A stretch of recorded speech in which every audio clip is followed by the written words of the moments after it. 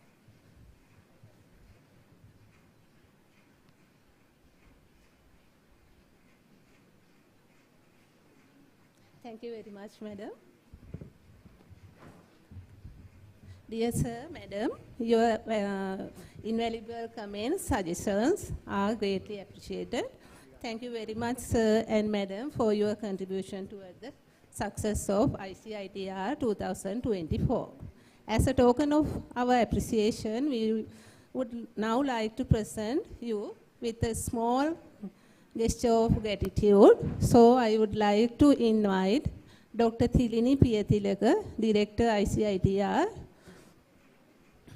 to present the token of appreciation to our esteemed session chairs.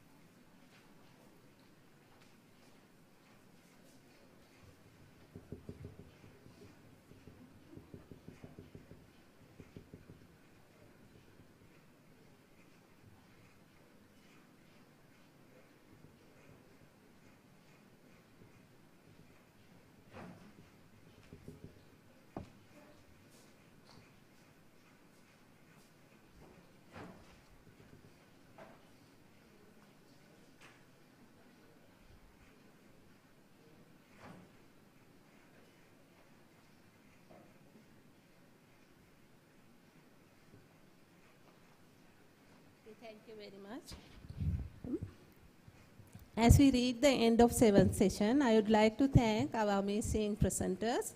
Your hard work and dedication have truly enriched this session and contributed significantly to the success of our ICITR 2024. Thank you once again.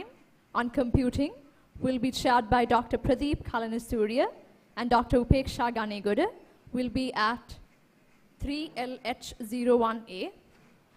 ICITR Technical Session 10 on Artificial Intelligence will be chaired by Professor Asoka Karunarandan and Dr. 𝗜𝗵𝗁𝗏𝗏𝗂𝗏𝗏𝗏 will be held at 4LH01A.